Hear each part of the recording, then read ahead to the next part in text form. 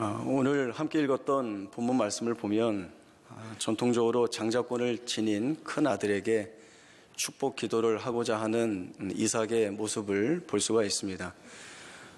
이삭은 큰아들 에서를 불러다가 내가 사냥하여서 별미를 만들어 오면 먹고 내가 마음껏 내게 축복하겠다라고 하는 말을 에서에게 전합니다. 이 말을 에서만 들은 것이 아니라 리브가도 듣게 됩니다. 창세기 26장 28절에 보면 리브가는 에서보다 야곱을 더 사랑한다고 나와 있습니다.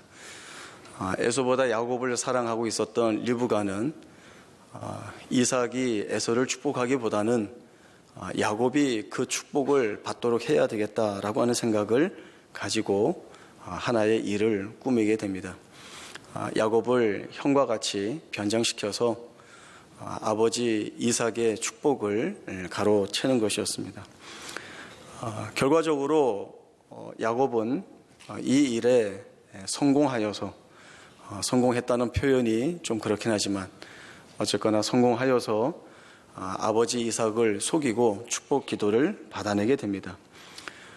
그러나 쭉 이어지는 성경의 의도와 또 이전에 기록되었던 성경의 말씀들을 잘 대비해 보면 야곱이 아버지 이삭을 속이고 축복 기도를 받은 이 사실은 사도 바울이 로마서 9장 12절에서 언급한 하나님께서 야곱은 사랑하고 에서는 미워하였다라고 하는 말씀이 확증된 사건으로 풀이를 하고 있습니다.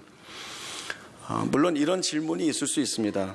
이삭의 눈이 어두워서 에서인지 야곱인지 구별하기가 어려운 가운데 있었고 또 야곱이 아버지 이삭을 속여서 축복 기도를 받은 것인데 그것이 어떻게 하나님이 야곱을 사랑하셨다는 하나의 증거가 될 수 있으며 또 아브라함과 이삭에게 이양되었던 그 언약이 이제 거짓과 속임을 통하여서 받아낸 야곱에게서 정당한 약속으로 드러날 수 있겠는가라고 하는 질문이 충분히 나올 수 있습니다. 거기에 대한 답은 이렇게 드릴 수 있습니다. 창세기 48장에 보면 야곱이 요셉의 아들 에브라임과 므낫세를 축복하는 장면이 나옵니다. 48장 10절에 보면 이스라엘의 눈이 야곱의 눈이죠. 야곱의 눈이 나이로 말미암아 어두워서 보지 못하고 있다라고 설명을 하고 두 아이에 대한 축복하는 내용이 나옵니다. 요셉은 므낫세가 장자이기 때문에 아버지의 오른손을 그 머리에 얹고 축복 기도를 하도록 세웁니다. 전통적으로 오른손은 축복과 권위 또 은혜와 능력을 상징하기 때문에 장자를 축복할 때에는 반드시 오른손으로 축복하게 합니다. 그리고 에브라임은 둘째이기 때문에 왼손을 올려서 기도 받을 수 있도록 아버지 야곱 앞에 세웁니다. 그런데 야곱이 손을 엇바꾸어서 머리에 얹고 기도합니다. 요셉이 이를 싫어하죠. 아버지를 만류합니다. 아버지 그리 마옵소서. 므낫세가 장자이니 오른손을 그 머리에 얹어 기도하여 주십시오라고 요청을 합니다. 그러나 야곱이 요셉에게 안다 내 아들아 나도 안다 그러나 큰 자가 어린 자를 섬기리라 말씀하고 하던 축복 기도를 계속 하게 됩니다. 48장 10절에서는 야곱이 분명히 눈이 어두워서 잘 보지 못한다라고 하는데 므낫세가 누구인지 에브라임이 누구인지 분명히 알고 손을 바꾸어 기도를 하고 있습니다. 하나님의 축복의 기도의 내용이 누구에게로 어떻게 흘러가는지가 자기의 뜻이 아니라 하나님에게서 시작되고 있다라고 하는 사실을 잘 설명해 주고 있습니다. 창세기 48장 1절에 보면 요셉의 입장에서 두 아들을 기록할 때에는 므낫세와 에브라임으로 기록을 하고 있습니다. 그러나 하나님의 축복 기도가 주어지고 있는 야곱의 입장에서 볼 때 5절에서는 에브라임과 므낫세라고 그 순서가 바뀌고 있습니다.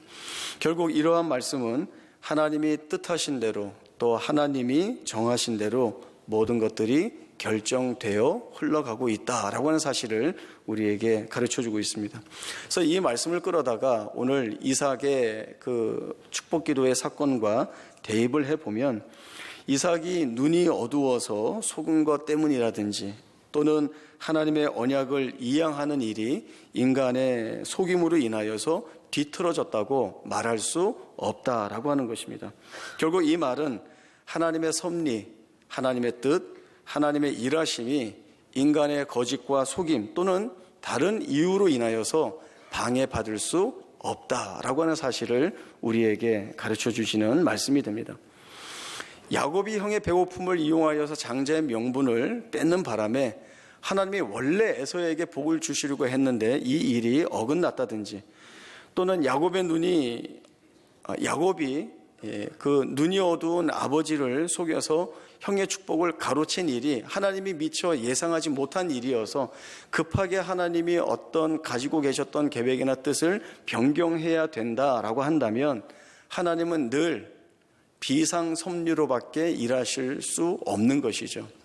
하나님이 세워놓으신 뜻이 그대로 정해진 대로 흘러갈 때에 하나님이 그 안에 하나님의 일과 계획과 작정과 모든 뜻들을 다 담을 텐데, 이러한 인간의 어떤 방해와 이유와 조건에 의해서 모든 것들이 변하는 것에 대해서 하나님이 새로 대처해야 된다면 그때마다 하나님은 새롭게 어떤 초월이나 이적의 능력이나 다른 것으로 이렇게 비상으로 끌고 갈 수밖에 없다라고 하는 결론에 이르게 됩니다. 그거는 그렇지 않죠. 하나님은 그렇게 하시지 않습니다. 하나님은 모든 정황과 조건들, 그 정황과 조건들이 하나님이 끌고 나가시는 그 일에 있어서 반대되고 때로는 열악하고 부족하고 심각하고와 상관없이 하나님은 그것들을 다 끌어다 사용하셔서 하나님이 정하신 일대로 되어가는 일에 사용하신다. 이것이 오늘 성경이 우리에게 주고 계시는 말씀인 것입니다. 하나님의 이러한 일하심은 급작스럽게 일어난 일들이 아니라 벌써 성경 안에서 충분히 우리 가운데 설명이 되어지고 하나님이 우리에게 드러내 보이신 일들입니다.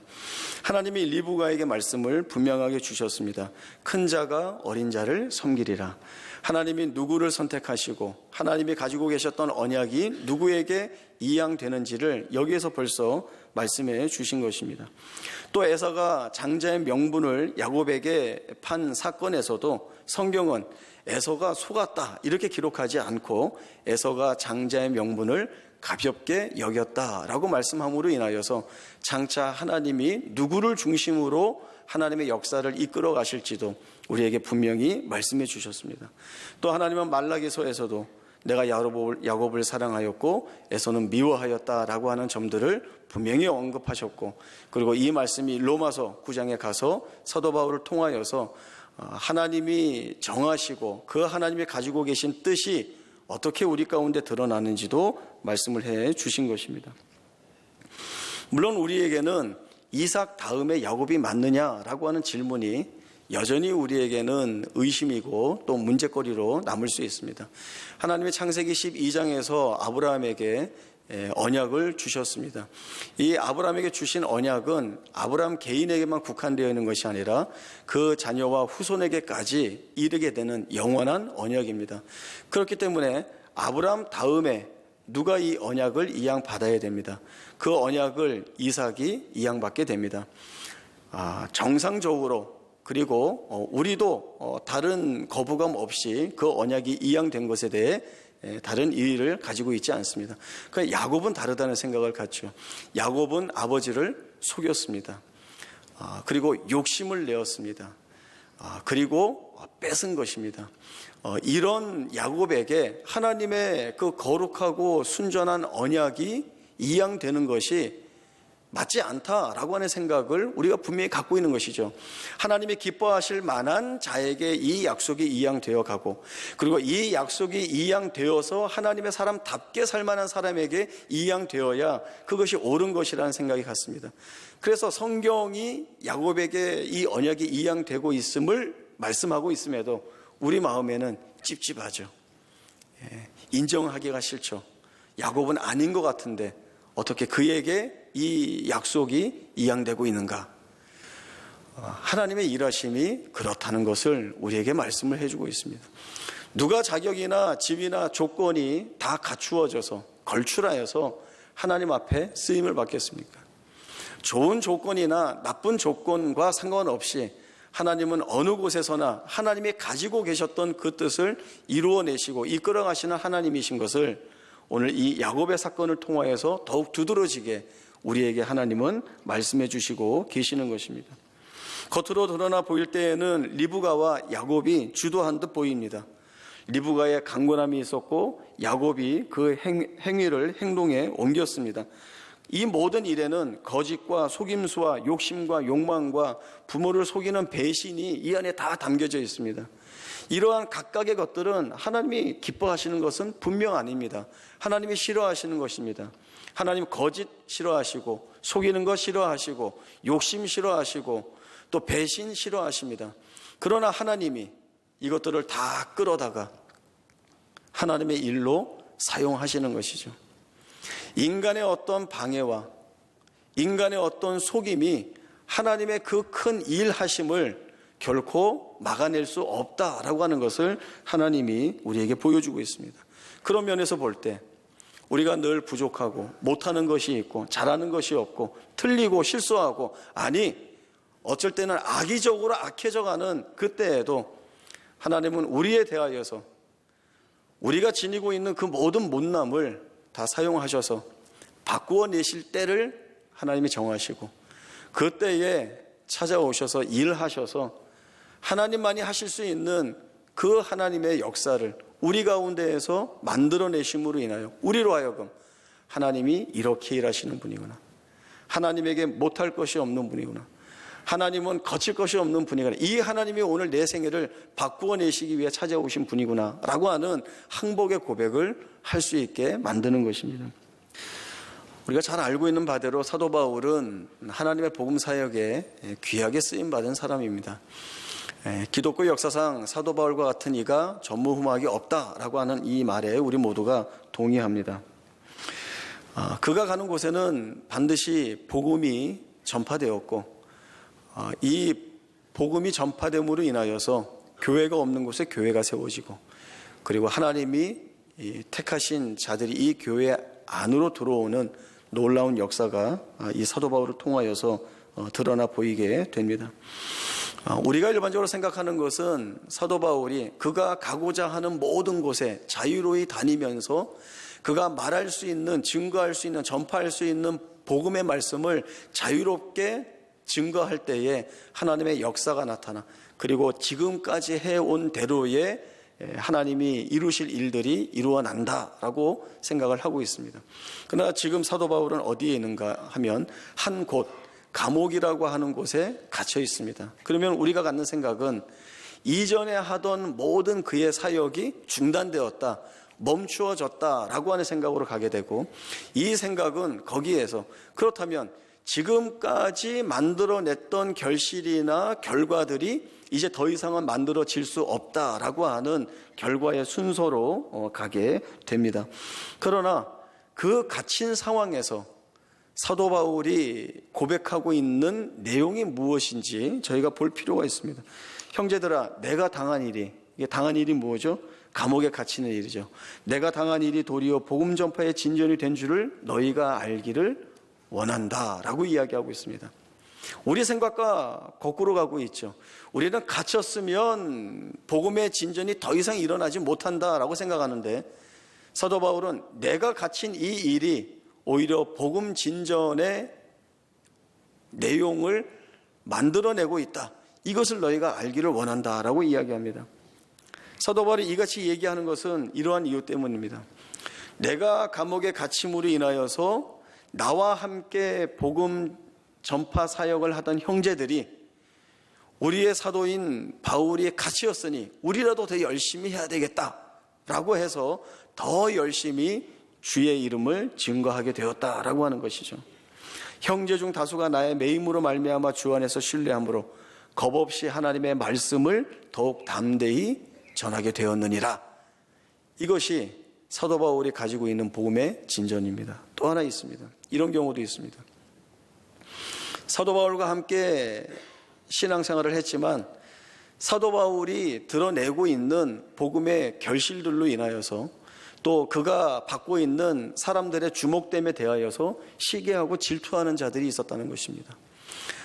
이들은 시기하고 질투하던 사도 바울이 감옥에 갇히게 되니까 이때 우리가 더 열심히 복음을 전파하여서 우리가 더 많이, 우리가 더 놀라운 결실과 은혜들을 만들어야 되겠다라고 하는 생각을 하고는 더욱 열심히 주의 이름을 증거하게 되었다라고 하는 것이죠. 그러면 무엇이냐? 거칠애로 하나 참으로 하나 무슨 방도로 하든지 전파되는 것은 그리스도니 이로써 나는 기뻐하고 또한 기뻐하리라. 이것이 지금 양쪽의 내용과 조건들을 다 돌아보고 있는 사도 바울이 고백하고 있는 내용입니다. 나는 감옥에 갇혀 있지만 그러나 이런 나를 사용하여서 주께서 만들어내시는 일들이 무엇인지 분명하게 인지하고 있습니다. 갇혀있다는 조건이 만들어낼 수 없는 결과를 주께서 이루어내고 계시는 것이고 세상이 생각하지 못하는 방법으로 일하시는 하나님의 지혜를 보고 있는 것입니다. 내가 감옥에 갇혀있는 그런 환경이나 복음을 제대로 전할 수 없을 것 같은 열악한 조건이나 사람들로부터 시기와 질투를 받는 처지와 상관없이 내가 지금 어떤 모양으로든 주께 쓰임받고 있다라고 하는 이 사도 바울의 고백을 오늘 우리는 눈여겨볼 필요가 있습니다.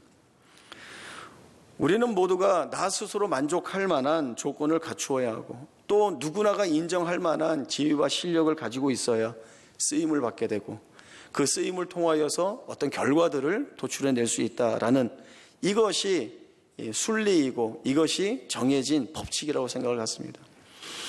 요즘 TV 프로그램에 보면 이 음식 만드는 것들이 많이 있죠. 그래서 그럴 때마다 아주 자주 귀에 들어오는 내용이 이것입니다. 좋은 재료가 좋은 음식, 맛있는 음식을 만든다. 누구나 그 얘기를 많이 합니다. 재료가 좋으면 식감도 좋고 좋은 재료이기 때문에 그 좋은 재료를 사용하여서 맛있는 음식을 만들어낼 수 있다라고 하죠. 그럴 수 있습니다. 그러나 하나님은 거길 뛰어넘어서 일하신다라고 하는 것을 우리에게 보여주시고 있습니다. 하나님이 결정하시고 하나님이 이끌어 가시는 그 일은 우리가 지니고 있는 조건과 상관없이 지금 내가 서 있는 이 환경과 상관없이 하나님이 일하신다는 것이죠. 하나님이 이루어내시는 일들은 정말 크고 놀라운 것을 우리가 우리의 삶 곳곳에서 발견하고 볼 수 있습니다. 지난 주중에 교도소 예배를 다녀왔습니다. 거기에 가서 설교를 했고 또 예배 가운데 하나님께서 은혜 주시는 것도 저희들이 많이 보았습니다. 그리고 돌아오다가 식사를 하기 위해서 식당에 갔는데 그 식당에서 저는 하나님이 오늘 이 모든 일들을 다 예비하시고 준비하셨다라고 하는 사실을 깨달을 수 있었습니다. 두부를 주더라고요.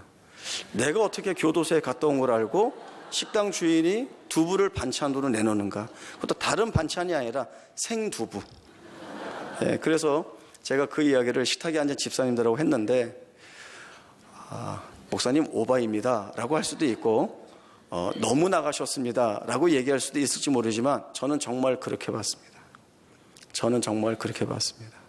다른 반찬이 아니라 생두부가 나옴으로 인하여서 하나님이 오늘 우리 이 모든 일에 은혜를 담아주고 계시는구나.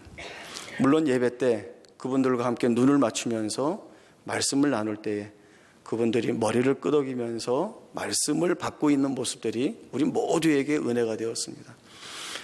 그러나 거기서 우리가 이제 하나 더 나아가서 이런 이야기들을 나누면서 올라왔습니다. 오늘 우리는 예배를 통하여서 말씀을 통하여서 씨앗을 그곳에 뿌리고 왔습니다. 어떤 이들은 이렇게 생각할 수 있습니다. 거기서 그 씨앗이 잘 피겠습니까? 거기서 그 씨앗이 잘 자랄 수 있겠습니까? 라고 하는 것이죠. 그건 저희도 모르겠습니다. 그러나 사도 바울이 고린도 교회에서 이 이야기를 했습니다. 나는 심었고 아볼로는 물을 주었고 그러나 자라게 하시는 분은 하나님이시다라고 하는 것이죠. 우리가 알 수 없고 예측할 수 없고 우리가 조건을 가지고 있지 않은 가운데에서 하나님이 일하시는 것, 그리고 우리가 무엇 하나 할 수 없는 그 분명한 처지, 그 자리에서조차도 하나님은 일하신다는 것이 오늘 말씀을 통하여서 우리에게 주어지고 있는 내용이 되고 있는 것입니다. 우리의 눈에 볼 때 거기에서 우리가 원하는 결과는 나올 수 없다라든가, 그 상황은 최악이다라든가, 아니면 그 조건 속에서는 망할 수밖에 없다, 기대할 것이 없다라고 하는 그 자리에서 하나님은 뒤집어내십니다. 하나님에게는 더 나은 조건, 더 좋은 처지, 더 필요한 사람, 더 나은 인물 아무 필요가 없습니다. 하나님은 무엇을 가지고서라도 하나님 자신이 이루어내실 일들을 하시는 것입니다. 혹 거기에 우리의 반대와 우리의 불신과 우리의 속임이 있을지라도 하나님은 그것까지라도 다 끌어다가 하나님의 일을 만들어 가시는데 부족함이 없게 하시는 것입니다. 그러면 오늘 이 생각을 한번 해볼 수 있습니다. 하나님이 그렇게 일하시는 분이라면 지금 내가 서 있는 상황이나 내가 서 있는 처지나 아니면 내가 묶여 있는 조건이 하나님께서 쓰신다는 약속입니다.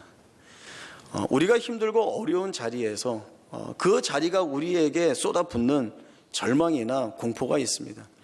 그러니까 인간의 마음상, 감정상 빨리 그 자리를 벗어나고 싶은 것이 인지상정입니다. 하나님, 이 절망의 끈을 끊어주십시오. 하나님, 도저히 여기서는 내가 못 견디겠습니다. 나가게 해주십시오. 바꾸어 주십시오. 라고 하는 것이 우리의 간절한 기도가 될 수 있습니다. 그러나 더 깊이 들어가서 한번 생각을 해보시면 우리가 알 수 없는 그 처지와 상황과 조건을 하나님이 바꾸어 내시는 것이라고 한다면 지금 내 눈에는 벗어나야 하고 풀어버려야 하고 끊어버려야 될 내용들이지만 이것이 나중에 나를 하나님이 원하시는 자리에 사용하시는 재료가 되고 조건이 되고 일이 될 수 있다는 것이죠. 그러면 하나님 견디겠습니다. 우는 자리에 세우셨으면 저 울겠습니다. 괴로운 자리에 세우시면 가슴을 부여잡고 참겠습니다. 아픈 자리에 두셨으면 여기서 하나님이 내게 무엇 주실지 그 자리에서 움직이지 않거나 하나님 바라보겠습니다. 이 고백을 하는 자리로 끌어내기 위하여 하나님의 일하심이 어떠한지를 우리에게 보여주시고 계시는 것입니다. 좋은 조건이 우리의 생애를 책임지지 않습니다. 원래 우리가 가지고 있는 생각은 좋은 조건, 더 나은 것, 더 좋은 내용들, 이것이 우리를 복되게 만들어 줄 수 있다라고 생각을 했지만 살아오다 보니까 그것이 다가 아니라는 것을 우리가 보게 되었습니다. 사도 바울이 이 고백을 하고 있습니다. 내가 궁핍함으로 말하는 것이 아니니라 나는 어떠한 형편에든지 자족하기를 배웠다 말하고 있죠. 나는 비손에 처할 줄도 알고 풍부에 처할 줄도 알아. 모든 일 곧 배부름과 배고픔과 풍부와 궁핍에도 처할 줄 아는 일체의 비결을 배웠다라고 하는 것이죠. 이것은 일체의 비결을 배웠다. 이것은 내가 훈련하고 연습하고 잘 갈고 닦아서 나 뭐든지 할 수 있어. 이러한 얘기를 하는 것이 아닙니다. 이 자랑을 하고 있는 것이 아닙니다. 그 뒤에 붙는 말씀을 보세요. 내게 능력 주시는 자 안에서 내가 모든 것을 할 수 있느니라 라고 하는, 내게 능력 주시는 자, 내가 주 안에 있다라고 한다면 내가 무엇으로도 다 견딜 수 있는 그 자리에 내가 서 있다. 이 고백을 할 수 있는 자로 내가 너희 앞에 서 있다라고 하는 증언을 우리에게 하고 있는 것입니다. 우리가 처해 있는 상황을 나쁜 것으로 여기게 된다면 빨리 여기서 벗어났으면 좋겠다는 생각을 갖습니다. 그러나 그것이 우리를 유익된 것으로 삼게 하는 것이라고 한다면 어떻게 해야 되겠습니까? 붙잡아야죠. 털어내거나 끊어낼 것이 아니라 우리를 복되게 하고 우리를 더 낫게 하는 것이라고 한다면, 우리를 더 견고하게 만드는 내용이 된다고 한다면 털어낼 것이 아니라, 끊어낼 것이 아니라 더 붙잡아야죠. 성도의 복됨은 여기에 있습니다. 세상에 갖지 못하는 고백을 하는 것이죠. 하나님, 우는 자리에 있겠습니다. 하나님이 세우신 괴로운 자리에 있겠습니다.